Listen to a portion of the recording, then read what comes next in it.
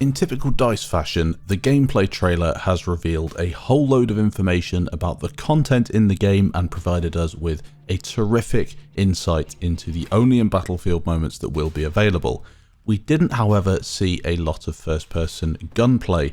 I think a lot of people really did want to see what this game would offer in terms of that infantry experience. Not to worry though, there will be more of that coming as we build up towards the release of this game. At this point, I think the main objective was to showcase what this game is all about, the overall flavour, and basically get people hyped up to jump in and play. I guess for the people looking for a similar gameplay reveal as what we saw with Battlefield 4, well, you're probably going to have to wait a little bit longer. As I mentioned, we did get a whole load of information in terms of content coming to the game, and if this is just a bit of what's to come, I think we can expect a huge game in terms of weapons, vehicles, locations, specialists, and customization. It's really quite a lot. I did make a video the other day taking a look at the weapons that were on show in the reveal trailer using some information from Kieran Poole and then Buff Nerd Gaming. Both of those once again are linked in the description below because I enjoy their content and I've used what they had to say about this trailer to inform me on this list. A few weapons are repeated from that initial reveal trailer, however there are a few in here which are brand new and we've only just seen.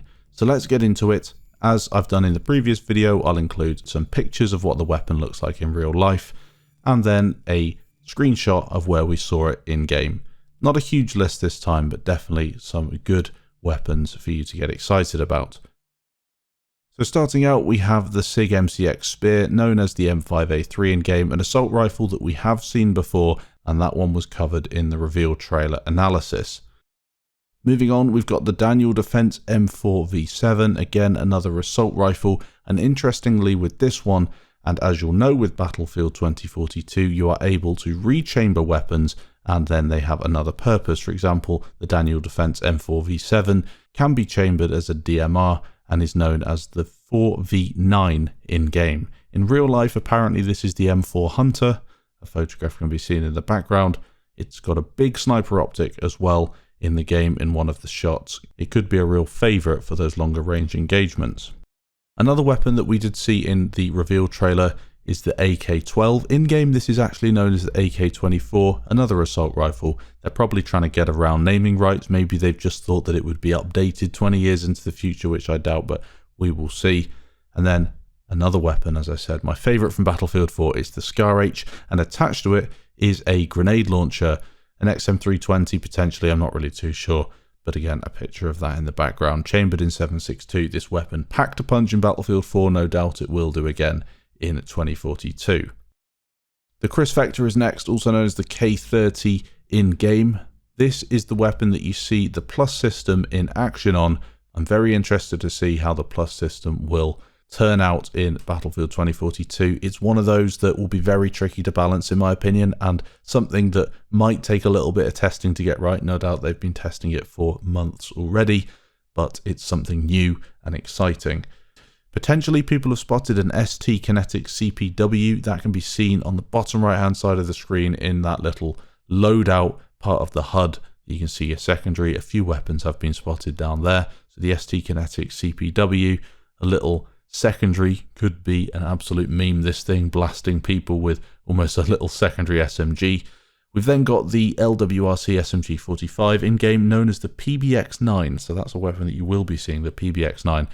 Again, a confirmation of caliber conversion with this. As you see on the side of the weapon, it says 9mm/45 ACP. It's visible on the weapon, confirming that that will be in the game.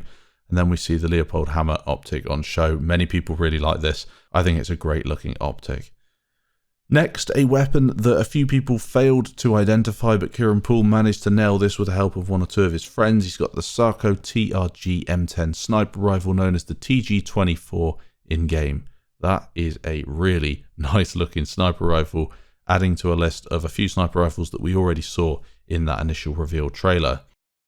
Next up, we've got something that was seen in the initial reveal trailer. Again, it's the KAC LWAMG light machine gun. We get a bit of a better look at it though in this image as the soldier's running along. You see the rocket launching in the distance. Quite a beefy weapon this. I'm sure we'll see a whole load of LMGs in this game. They are a staple of the Battlefield franchise after all. Next up, we've got the Carl Gustaf on show once again. We did see this in the reveal trailer, in the most memorable part of a Battlefield trailer, I think, ever. It is, of course, the Rendezvous. This thing will be a popular launcher just for that reason. For the pistols, we've got a few of them. We've got the Glock 21, which is called the G57 in-game. A few attachments on show as well. I think we've got a silencer, attack light, a couple of different sights. Again, I'm sure there'll be plenty of attachments for all the weapons in the game. And then what is potentially a 44 Magnum with a scope down in the loadout screen. Really cool if that one returns. And then I guess you can count it as a weapon. We've got the Stim pistol and a riot shield towards the end of the trailer. A lot of stuff on show once again. DICE have done a really good job of kind of teasing us with a variety of different bits of content. It's good to see that it's all out and in the open at this early stage. But as with all Battlefield games, we'll have tons of weapons, we'll have tons of attachments. The only thing that people really need to worry about, and the thing that I'm worried about, is will the balance be right? DICE are usually fairly good. In recent games, they have got the weapon balance locked down quite well. A couple of outliers in there, but overall, I found myself using lots of different weapons. In Battlefield 4, even though there is a very strong kind of group of weapons that are the most effective, again, I did use a lot of them. So hopefully that will be the same case in this next game. I want everything to be viable in a certain situation.